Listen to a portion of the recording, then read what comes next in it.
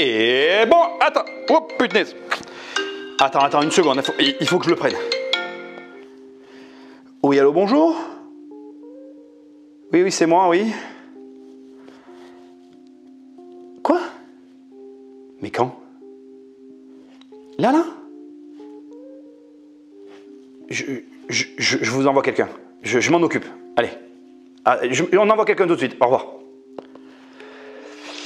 Bon, là, comment t'expliquer? J'ai un de mes... Pardon. J'ai un de mes locataires qui vient d'avoir un tuyau de canalisation qui a pété. Et en fait, tout est inondé partout. Et là, je me rends compte que... ça va être très compliqué. Et ça, tu vois, ce genre de problème en immobilier, c'est assez courant et ça peut te pourrir la vie. Et ça tombe bien parce que c'est le sujet de cette vidéo. Et on va en parler sans tabou. Parce que mon rôle, c'est pas de faire que te dire « investis, l'investissement c'est la vie, l'investissement c'est génial ». Non, mon rôle, c'est aussi de te dire la vérité et de te montrer tous les problèmes que tu peux rencontrer en faisant de l'immobilier. Parce que ce n'est pas du tout un long fleuve tranquille. Le premier problème dont on va parler, c'est les locataires. Le deuxième problème dont on va parler, c'est les travaux imprévus. Alors, je ne vais pas écrire ça. D'ailleurs, je vais écrire... Je suis embêté avec ça. Comment je peux? Je vais écrire ça comme ça. En fait, c'est deux points en un. C'est le côté imprédictible des choses, mais aussi les travaux imprévus et tout ce qui est lié aux travaux parce que c'est lié pour moi. Enfin bref, voilà. Ensuite, on va parler de la notion de longueur. OK. Et je vais écrire entre parenthèses rien d'autre, d'accord? On va parler du crédit. Et on va parler de la législation. Voilà. Voilà tous les thèmes qu'on va aborder dans cette vidéo. J'ai eu un temps d'arrêt parce que j'ai réfléchi à 2-3 trucs que j'avais à te dire sur ce sujet-là. C'est très important que tu écoutes chacun des points parce qu'ici, je vais te dire une vérité toute crue que tu risques de ne pas trop apprécier. On va commencer par ce premier point. Moi, je vais t'expliquer des choses et à chaque fois, de l'autre côté, tu vois, ça a été découpé comme ça. Je vais essayer de te donner un petit peu les solutions. Mon but, ce n'est pas que de te détruire le moral. T'inquiète pas. Mon but, c'est aussi de te trouver des solutions. OK? Donc, on va commencer par le premier point, les locataires. Quel est le problème avec les locataires? Eh bien, tu gères de l'humain. Et gérer de l'humain, de n'importe quelle manière que ce soit, c'est compliqué. Ça ne sera jamais simple. Ça n'est pas un long fleuve tranquille. Je vais te donner des exemples à l'appel que j'ai vécu. Ça fait 20 ans quand même que je gère de l'immobilier de différentes façons et tu vas voir que en fait, c'est toujours comme ça. Allez, pêle-mêle, comme ça me vient. Le petit courrier du vendredi soir, tu vas pour partir en week-end et là tu reçois un texto, il y a ça qui ne marche pas. Bon week-end, merci, je vais m'éclater. Tu vas recevoir pareil un appel, la personne vient de rentrer dans le logement, mais juste de rentrer. Pour toi c'est terminé, tu es passé à autre chose.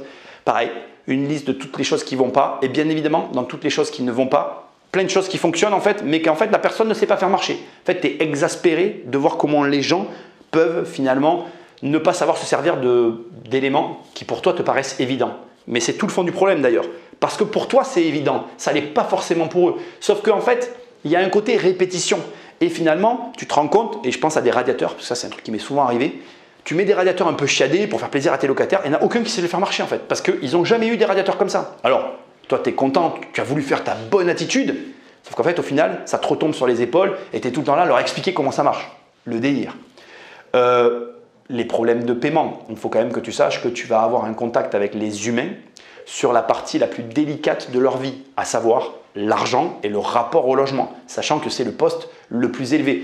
Donc, je ne peux pas payer le loyer, j'ai plus d'argent ce mois-ci, j'ai pas fait la totalité du virement, comment je vais faire pour habiter dans le logement, j'ai pas le temps de vous faire le virement pour tout à l'heure. Enfin bref, tu vas être confronté à de l'humain et c'est la pire des choses. Quelle est la solution? La gestion. Attention assortie d'une GLI, parce qu'on va être transparent, je veux que tu l'entendes, et pourtant que je le dis tout le temps que tous mes biens sont en gestion, même avec de la gestion, tu as quand même des problèmes. La gestion n'élude pas les problèmes. Ok?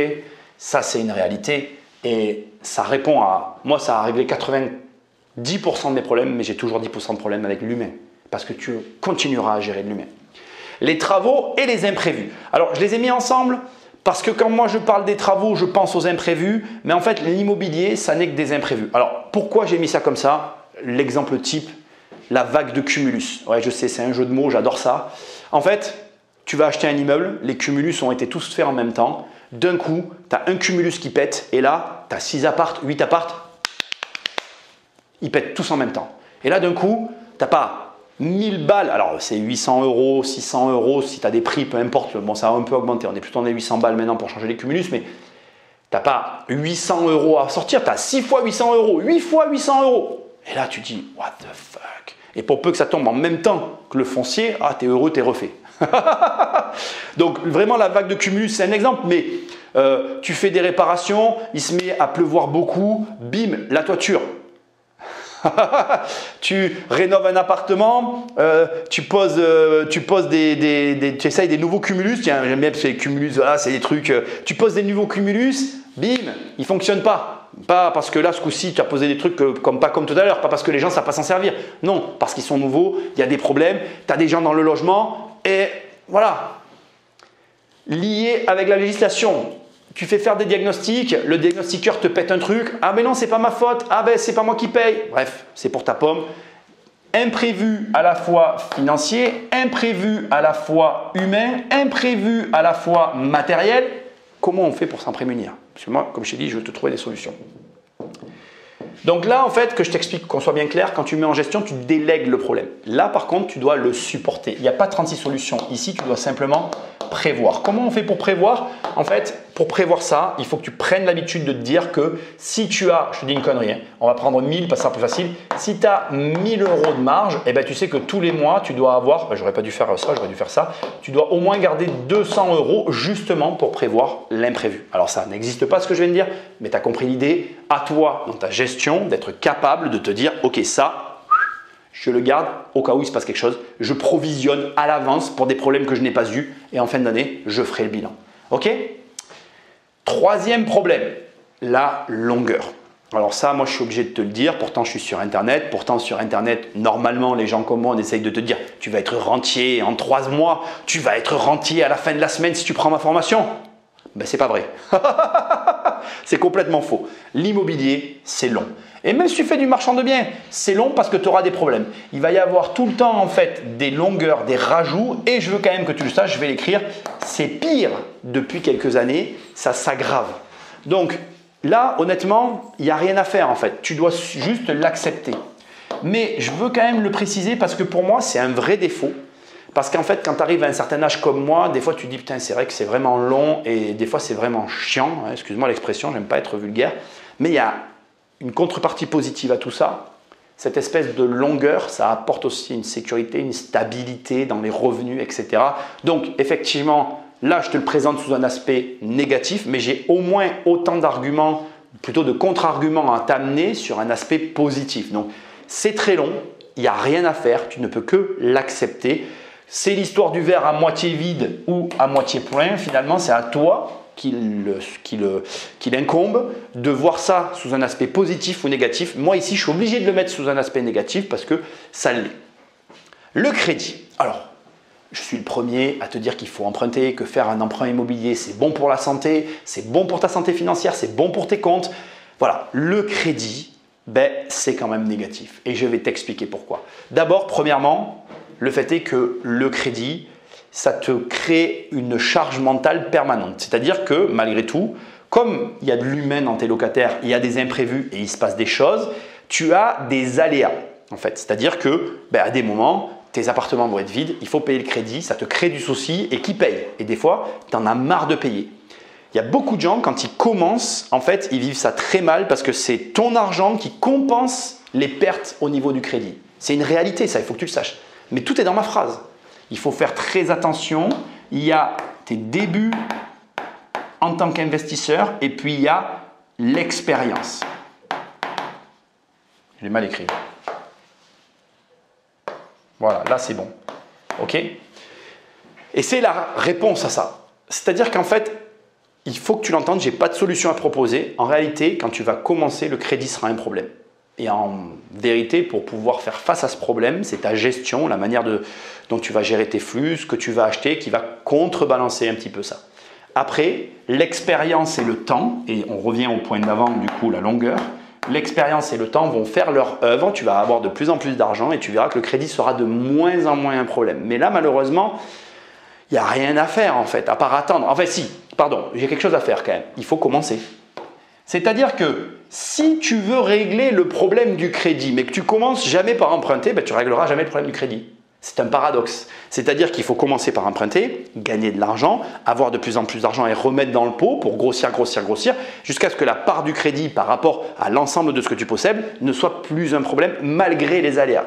Parce qu'il y a une phase, tu vois, c'est exactement comme je l'ai dessiné là, il y a une phase jusqu'à un certain point où le crédit sera un problème, et puis à un moment donné tu vas faire la bascule où tu vas avoir plus d'expérience, plus d'argent aussi, on ne va pas se mentir, et à partir de là, le crédit ne sera plus un problème. Voilà, c'est important que tu l'entendes. Ok? Et ça, comme je viens de te dire, il faut commencer pour le régler. Dernier problème, qui est un vrai problème, la législation, et je vais en profiter pour te parler de quelque chose. Alors, avant, je vais te donner la solution parce qu'il n'y en a qu'une en fait. Il faut t'informer, et regarde ce que je vais écrire parce que je veux quand même que tu le saches, hein, je fais des formations, je veux quand même que tu le saches. Voilà. Je sais que je n'en parle pas beaucoup, je fais des formations professionnelles. D'abord, je suis obligé par rapport à mon métier, donc j'ai un budget formation maintenant. Voilà, je dois le faire pour maintenir ma carte à flot. Mais il faut t'informer et te former obligatoirement. Pourquoi? Je vais t'expliquer, c'est très simple. Et en plus, tu vois, ça va être vachement bien. Je vais te partager une erreur que j'ai fait vis-à-vis de toi et qui est hyper intéressante, que je n'ai pas encore eu l'occasion de te partager. Tu sais que depuis que tu me connais, si tu me connais depuis longtemps, j'arrête pas de te dire les DPE, on s'en fout, les DPE, blablabla, les DPE, on s'en fout, je te dis ça. Et je te dis toujours, et c'est vrai, je ne regarde pas les DPE, c'est la vérité. Et je te dis ça, qu'au moment où je fais cette vidéo, je suis en train d'acheter quelque chose et j'ai toujours pas regardé les DPE et j'arrive pas à me dire tu devrais regarder les DPE. Ça m'intéresse pas. Voilà, c'est une erreur de ma part. Alors, pourquoi c'est une erreur? Figure-toi qu'on vend un bien et que entre le moment où on l'a acheté et le moment où on le vend aujourd'hui, il y a eu des changements dans les méthodes de, tu sais, les diagnostiqueurs, hein, ils ont évolué là ces dernières années parce qu'ils ont eu des problèmes avec les DPE et ils ont eu des changements dans la façon dont ils mesurent justement la dépense énergétique de ton logement. Et le fait est que malheureusement pour mon logement, j'ai beaucoup perdu en notes et du coup j'ai du mal à le vendre. Et comme du coup je ne me suis pas intéressé au DPE quand je l'ai acheté, je me retrouve le bec dans l'eau maintenant que je veux le vendre. Et donc du coup, l'exemple en image de ce que tu ne dois pas faire. Alors pour le coup, la législation a évolué et je suis au courant et du coup je me retrouve tout simplement dans mon tableau, hein, tu vois, comme quoi c'est bien fait, je me retrouve avec un imprévu de travaux, donc des dépenses supplémentaires à devoir gérer pour pouvoir avoir une meilleure note. Donc du coup je le fais, j'ai rien d'autre à te dire.